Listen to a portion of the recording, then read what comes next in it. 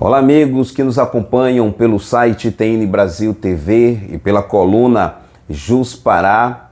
Hoje, com uma nova configuração e estreando essa nova configuração, a nobre advogada Ellen Martins, que é presidente da rede Conecta Entre Nós. Vamos falar sobre esse assunto daqui a pouquinho, mas primeiramente eu quero agradecer a sua presença aqui conosco.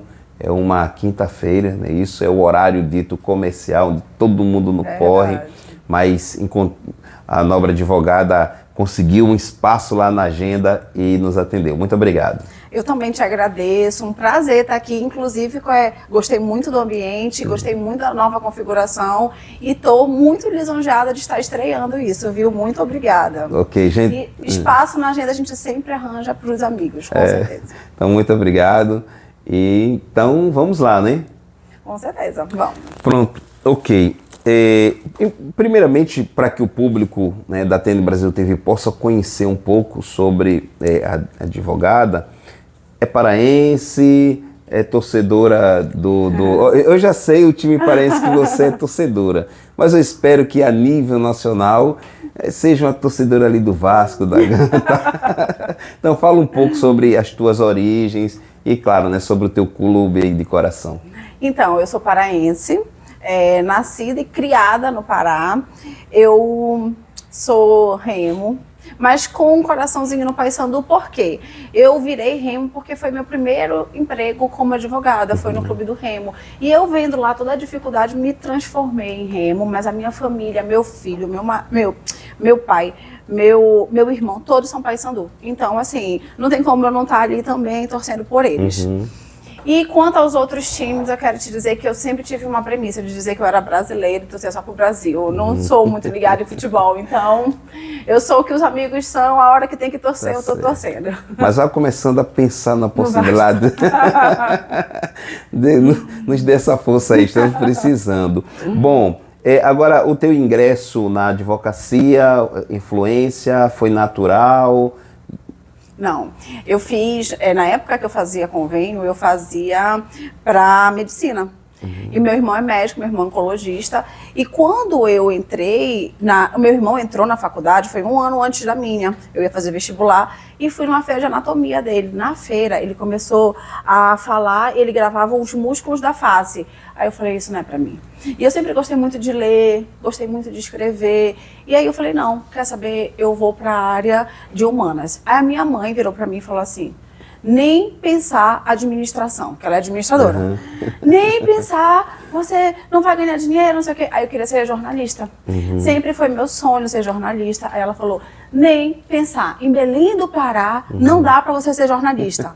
E aí, o que eu fiz? Fui pro direito. Mas me apaixonei. Então foi, assim, eu digo que foi um direcionamento mais ou menos assim, olha, esse não pode, esse aqui sobrou, eu fui. E graças a Deus eu me apaixonei pela área. E no direito hoje nós temos um número cada vez maior de mulheres, né, advogadas, palestrantes nos eventos com posição de protagonismo, com escritórios consolidados. Então, ou seja, as mulheres têm conquistado por meio do trabalho o espaço, né? Exatamente. Na verdade, hoje, na advocacia, nós somos em maior número. Eu digo que nós somos mais advogadas e ainda não estamos ali em igualdade nas posições de liderança e decisão, mas somos mais em número na advocacia. Se a gente for olhar aí os números, você vai conseguir identificar o que eu estou falando.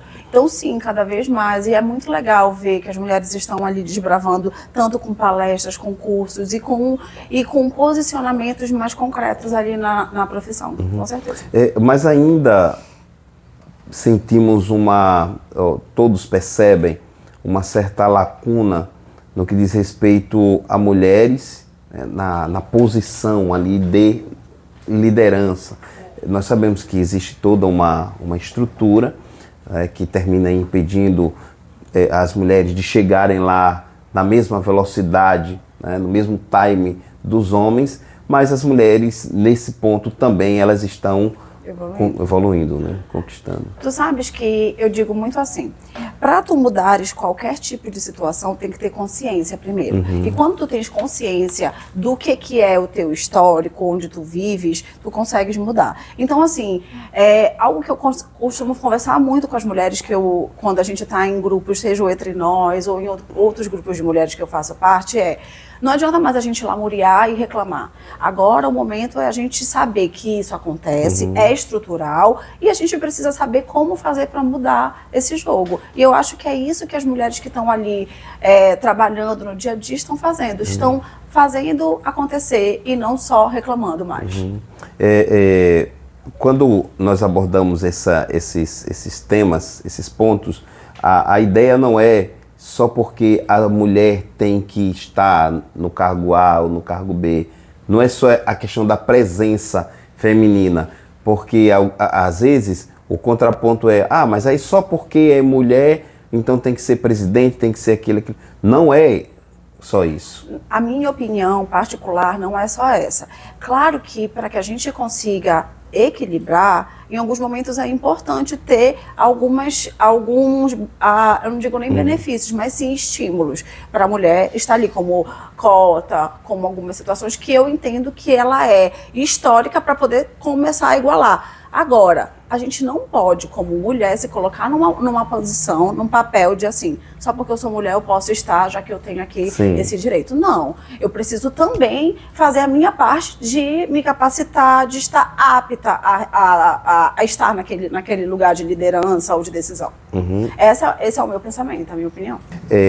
Em todas as ocasiões que entrevisto mulheres, sejam advogadas, ou deputadas, vereadoras, enfim, e prefeitas, eu sempre falo sobre a questão da violência, que os números estão mostrando, que são números que assustam, são números que deixam todo mundo assim meio que apavorado. Então, qual é a leitura que você faz em relação a esse clima ainda de violência contra as mulheres? Uma vez a gente estava numa discussão aí com algumas mulheres também sobre esse tema, e eu vou te trazer um pouco da visão que elas tiveram naquele momento. Parece que quanto mais as mulheres estão evoluindo para funções de liderança, de decisão, maior está aumentando o número de violências contra as mulheres.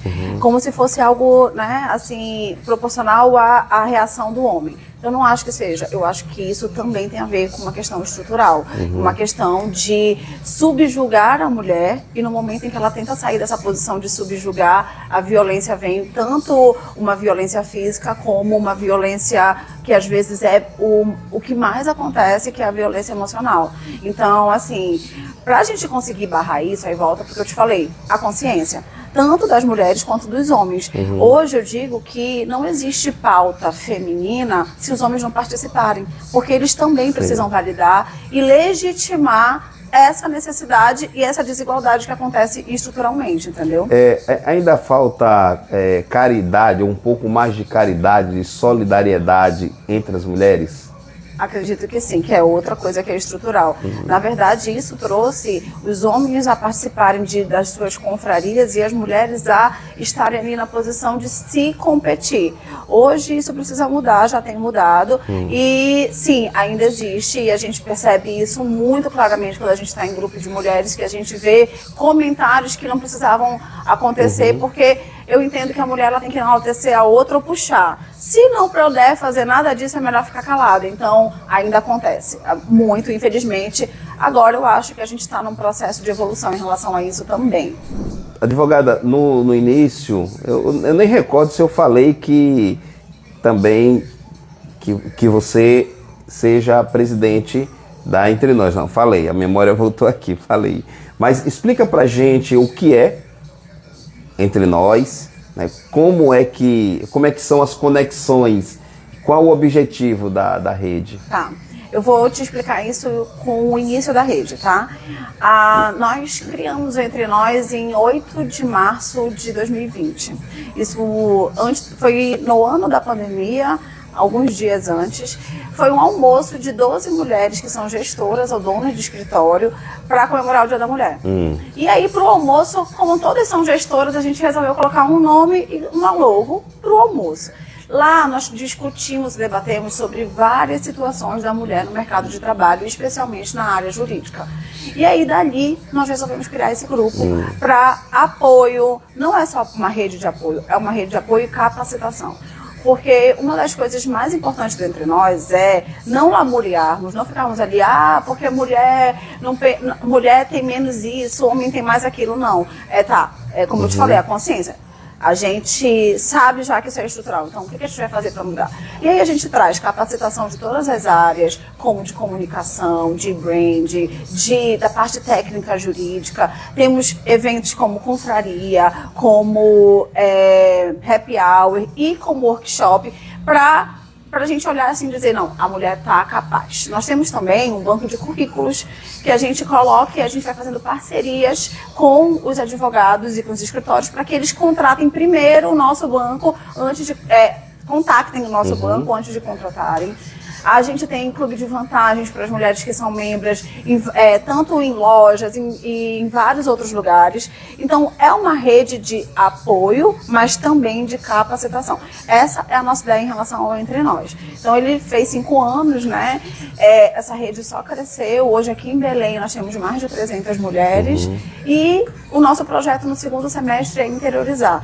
Porque algo que é muito importante quando a gente vai em palestra no interior, são as mulheres entenderem que lá é mais carente do que na capital a questão do apoio e desse apoio mútuo. Então a gente está tentando criar o quê? Vamos nos apoiar e diminuir essas competições, mas vamos também mostrar que a gente tem capacidade. Esse é um dos maiores objetivos da rede. Inclusive, eu quero aproveitar para mandar um abraço para a doutora Orleana, que inclusive nossa diretora ela te ama, hoje. Né? Fala muito bem de você. Nossa diretora hoje, a Orleana. Ela começou como membra, mostrando sempre muito interesse em trabalhar, e quando foi no final do ano passado eu chamei ela para compor a nova diretoria, justamente por quê? Porque ela agrega muito com o trabalho dela e ela é muito disponível para Entre Nós, assim como todas as diretoras que estão hoje. É um trabalho que não é fácil, é voluntário, a gente não tem dinheiro, as diretoras tiram do próprio bolso, agora que a gente vai começar a cobrar das membras, então de fato a gente está dispondo do nosso tempo, está dispondo o que a gente tem de melhor para fazer a rede crescer mais. A advogada já tem seu escritório, tem seu nome, já está consolidada, mas existe uma leva, né, de novas advogadas. Aí é que eu vou me limitar à questão das mulheres mesmo, né, das novas advogadas, que passarão pelos desafios, pelos dilemas que você já passou. Então, como é que vocês trabalham assim no contato com as novas advogadas? Olha só, a gente tem uma dinâmica no Entre Nós que a gente sempre faz nos nossos eventos, que é o quê? Quando é uma confraria, por exemplo, eu peço para todo mundo se levantar, trocar de lugar e conversar por 2 ou 3 minutos com outra pessoa que você não conhece, para saber até que ponto aquela pessoa pode agregar no seu trabalho, fazer uma parceria de negócios e também para entender e conhecer aquela pessoa. Isso é um exemplo do que a gente tenta fazer com as mulheres que estão ali no mercado de trabalho e que não conhecem outras, e que às vezes o network pode fazer alavancar a carreira dela de uma forma muito importante e imponente. Quando eu comecei na advocacia, eu não tenho na minha família nome nem sobrenome de advogados. Meus pais são servidores públicos. Hoje meu pai trabalha no TRT, mas não trabalhava na época. Então, assim, eu de fato fui no step by step com muito trabalho. Já cansei de ir para eventos que eu não conhecia absolutamente ninguém e me senti muito pequena ali, calada, falando só com quem dava ali do lado. Em razão disso é que eu criei essa dinâmica, que era justamente para as pessoas entenderem o seguinte: nós estamos aqui por um propósito, nos conectar e fazer com que eu possa pegar a outra ali e ela trazer para mim algo bom, e eu posso dar algo bom nessa troca de network e de rede de contatos. E dentro disso eu já recebi mensagens de membros que fecharam parcerias, que se tornaram sócias pelo Entre Nós, que fecharam parcerias que ganharam dinheiro no Entre Nós. E eu mesma, no meu escritório, tenho 2 pessoas que eram membros, depois resolveram trabalhar com a gente, hoje são diretoras e hoje trabalham comigo. A minha gerente jurídica que está aqui comigo é uma delas. Inclusive eu iria perguntar o resultado prático, né, da rede, mas aí a advogada já deu aqui mais ou menos uma isso. boa de uma pincelada, porque também a gente observa muito o seguinte, que, por exemplo, às vezes para indivíduos, né, da sociedade, o jornalista não tem problema. O jornalista entrevista advogada, um juiz, um deputado, etc. e acha que a vida é mil maravilhas, que não tem nenhum problema. Igualmente também acontece em relação aos advogados. Por exemplo, às vezes, ei, rapaz, você está aí no meio dos advogados, esse povo é todo rico. Então começa a desenhar a imagem do advogado, advogada, assim, acima da humanidade. E não é bem assim, não. Né? Eu trouxe isso para a questão mais existencial, ou seja, a rede entre nós, eu acredito que termina até também ajudando as mulheres a se fortalecerem em outros campos da vida, né? Porque às vezes tem um desabafo, pede um conselho. Com certeza. Tal, né? Não é só isso. Olha só, imagina o que é uma rede em que tu olhes e tu fomenta o seguinte, olha, se eu conseguir, você também consegue, porque eu não tive ali nada que me fez impulsionar, a não ser o meu trabalho, minha vontade, minha disposição. E eu estou aqui te puxando, ou então vivendo o quê? Também quero que tu consigas o mesmo. Então isso faz muita diferença no propósito da rede. Por esse motivo que a rede tem tanta força dentro da advocacia feminina, tanto é que agora nós ampliamos e a rede, a gente não considera mais só a parte de advogadas. A gente está ampliando para o meio jurídico, também com servidoras, com juízas, e muita gente tabeliã que quer participar. Por quê? Porque entende esse propósito. Agora, eu vou te dizer uma coisa, assim, para toda a... É muito comum, como tu falaste, as pessoas pensarem assim, nossa, mas tá ali, a Ellen tá dando entrevista, ou então fulano ou beltrano tem um carrão, tem essa vida, mas não sabe o que a pessoa passou. E o mais importante, mais até do que enaltecer o que tu passaste, é tu seres exemplo para outra mulher, para dizer o seguinte, tu também pode conquistar a mesma coisa. E estamos juntos. Isso faz muita diferença quando é verdade, entendeu? É porque também existe uma tal de glamouralização, alguma coisa assim, porque a palavra é um pouco difícil, da advocacia e de outras atividades, que termina atraindo pessoas para o direito só porque vê algumas pessoas... Acho que tem uma palavra aqui chamada charlando, alguma coisa. Social mostrando. Charlando, né? Charlando que a gente fala, né? Aqui. Então, tentando às vezes passar a ideia que a advocacia é tudo beleza, que para o jardim ficar verde, não existe um trabalho, né? De regar, de cuidar, né? E não é bem assim também, não, né? Pelo contrário, olha, o trabalho de regar e cuidar, ele é constante, diário, é algo que a gente precisa investir. Eu digo o seguinte, se eu cresci até um determinado momento e eu me contentei com aquilo, não existe estagnar. Estagnar é baixar. Sim. Então, tu tens que estar sempre muito atento para estar evoluindo, para entregar o melhor na tua profissão para o teu cliente. E se a gente consegue fazer isso e conscientizar essas mulheres novas que estão entrando no mercado, com certeza, daqui a 10 anos, o ticket médio e a própria entrega da advocacia e a própria forma como a gente enxerga a advocacia vai estar melhor. Então, eu digo que é um efeito cascata muito importante para a melhoria. Agora, essa questão de charlar, como a gente fala aqui, eu atribuo muito isso porque a advocacia ela é formal. Ela é uma profissão formal. Não adianta a gente dizer que assim, não, peraí, eu sou muito boa tecnicamente, então eu posso ir de camisetinha e calça jeans trabalhar. Não é verdade, sabe por quê? Porque a advocacia, ela traz formalismo e poder, ao mesmo tempo dentro da imagem. Claro que se tu não entregares, não interessa. A pessoa pode até chegar até ti, mas ela não permanece.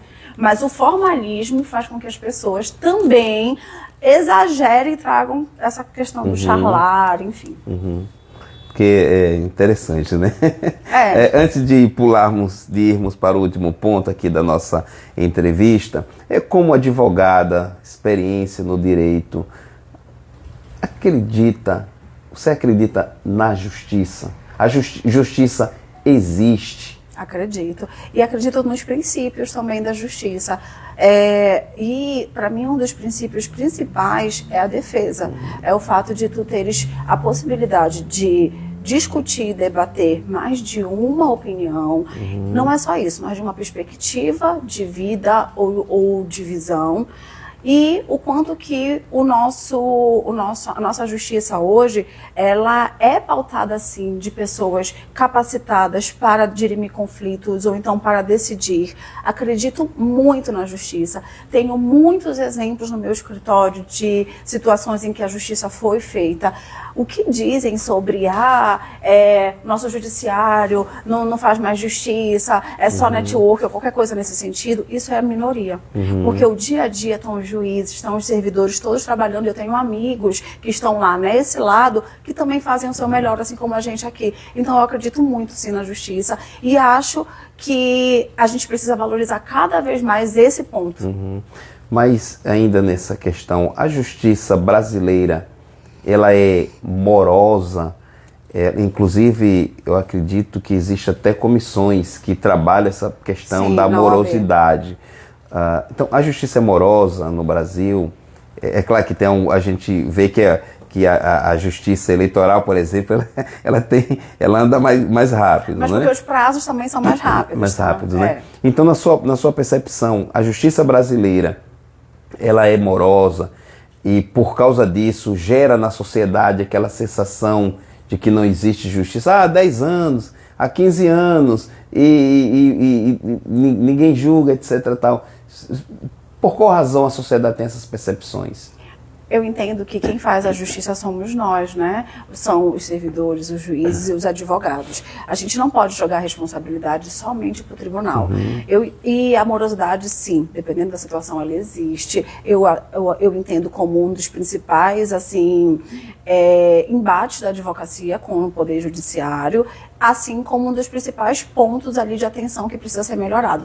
Mas, dentro do sistema que a gente existe hoje, eu acho que a autorresponsabilidade ela precisa ser praticada. O que significa isso? Não é só o juiz e o servidor, o advogado tem que fazer a sua parte também. Ele tem que mostrar que o processo dele tem dono e está ali. Muitas vezes, eu costumo dizer, e eu falo isso muito para a minha equipe, que quantas vezes eu digo assim, nós vamos despachar o processo, a gente vai mostrar a importância quando é uma coisa muito séria para o nosso cliente e a gente consegue fazer movimentar. Mesmo, às vezes, não é a decisão que tu queres, mas consegue fazer movimentar. Então, assim, existe a visão positiva da justiça. Agora, como tudo que a gente vive com seres humanos, nós também temos pessoas que não estão ali tão preocupadas em acelerar os movimentos, o que faz com que o nosso cliente às vezes tenha essa sensação. Mas por que os meus clientes, muitos têm, mas às vezes eles se tranquilizam, porque eles sabem que a gente está fazendo o melhor que a gente pode diante do sistema que existe hoje. Agora, a morosidade, ela, para mim, ela é um conceito muito relativo nesse sentido, dependendo do lugar. Tem lugares, eu vou te dar um exemplo, por exemplo, do Tribunal de Macapá. Anda muito rápido. O fórum e os processos em Macapá, eles andam muito rápido. Por quê? Foi a estrutura que eles criaram lá. Então, tudo depende muito de gestão. Casimiro, eu acredito que gestão envolve tudo, do tribunal ao teu escritório. Então, eu acho que a responsabilidade tem que ser compartilhada dos advogados e também do Poder Judiciário. Não dá para jogar só o Poder Judiciário. Tem advogado, eu tenho colegas que são assessores de desembargador. E conversando, uma vez ela falou assim, Ellen, tem processo aqui que passa 3 anos, se o advogado sim vir aqui, e a gente percebe que o advogado não está nem aí. Então, tem os dois lados. É importante a gente saber disso. Não dá para a gente só simplesmente jogar pedras no Poder Judiciário. Agora, precisamos saber, sim, o que não está funcionando na estrutura para melhorar, com certeza. Não fechar os olhos, mas também ter autorresponsabilidade. Essa é a minha opinião. Ok, então vamos agora aqui para o nosso último ponto, com relação ao 5º Constitucional. A corrida ao 5º Constitucional. Já estamos aí com a lista, né, do 10º, né, 12, né, os 12, 6 mulheres, 6 homens, mas até aqui, qual é a leitura que você tem desse processo? Eu entendo que foi um processo muito bem feito pela OAB, acredito que foi um processo em que houve toda a transparência que precisava ter, pelo que eu acompanhei, tá? acho importantíssimo hoje a gente entender que eu vejo que nesse momento, antes da gente chegar no tribunal com os 6, a gente está tendo uma competição aqui de mulheres entre mulheres e homem entre homens. Ou seja, isso equilibra um pouco a balança, entendeu? Por quê? Porque eu não estou ali competindo estruturalmente com uma pessoa que tem mais força do que eu. Então, essa diferença já faz ali a gente entender o quanto que está sendo um processo sério. Historicamente, pela OAB, nunca tivemos uma desembargadora. É o momento? Com certeza, absoluta. Até porque a última escolha, né, que foi o doutor Alex Centeno, foi um homem. E, de fato, historicamente, nós já tivemos pelo Ministério Público, tivemos no TRT 8, no ano passado, a doutora Selma, que foi escolhida como desembargadora, que além de mulher negra, e que foi, assim, uma vitória para esse lado, até porque ela é muito capaz para aquilo.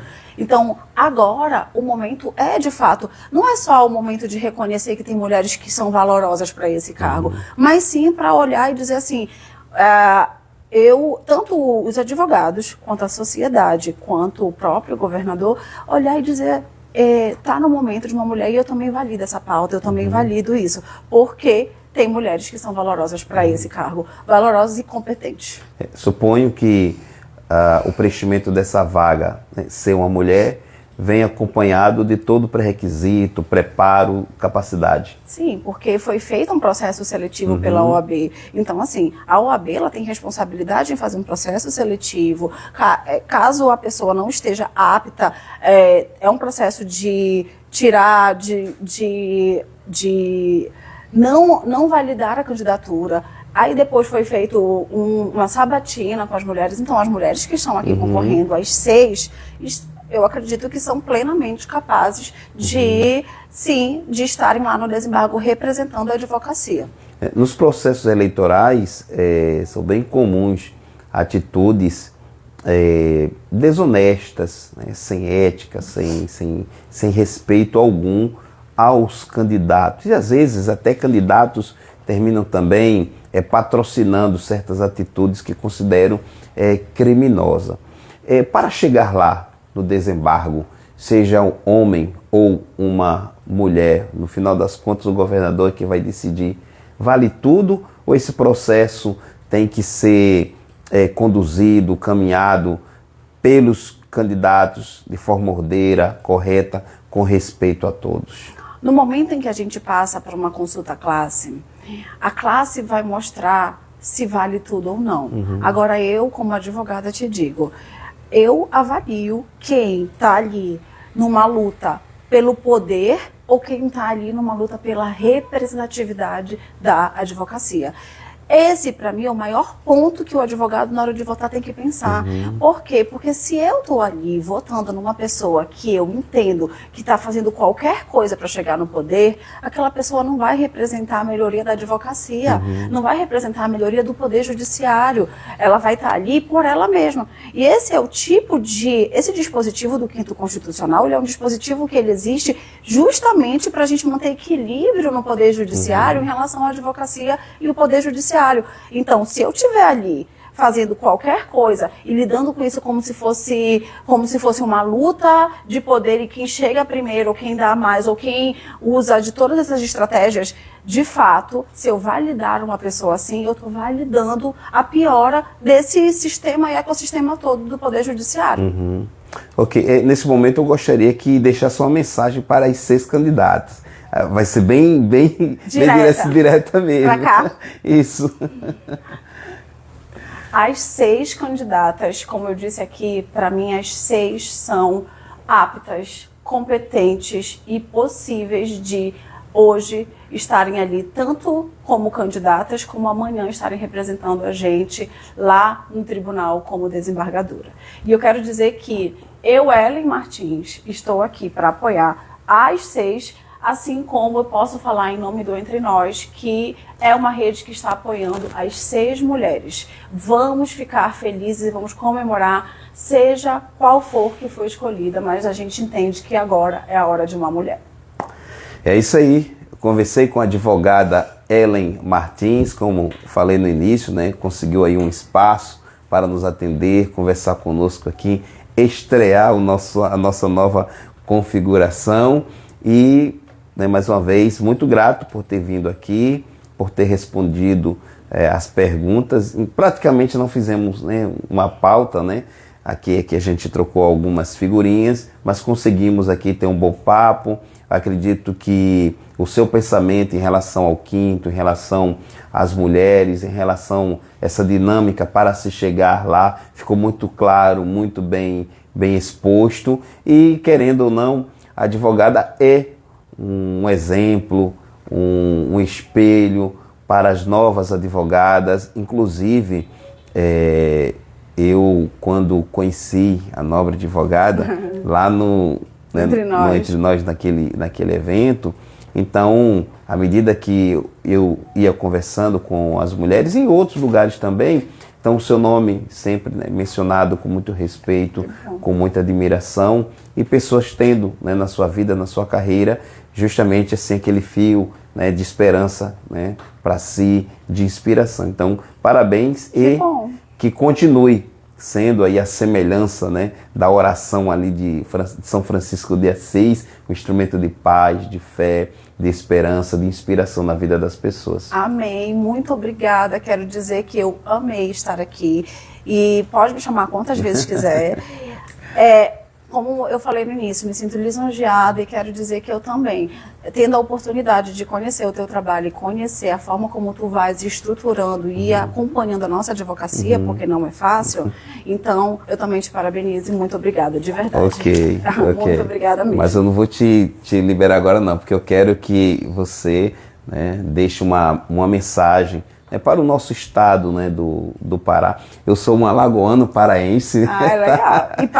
E papão. E torcedor do Paysandu. Então, deixa uma mensagem, né, para o nosso povo. Inclusive, já estamos às portas da COP30, que independente de qualquer elemento político, ideológico, seja lá o que for, a COP vai acontecer aqui na nossa casa. E o paraense, assim como os demais brasileiros têm suas lutas, têm suas dificuldades, e eu até digo o seguinte, nobre advogado, assim, eu ando em tudo quanto é lugar eu ando, sabe?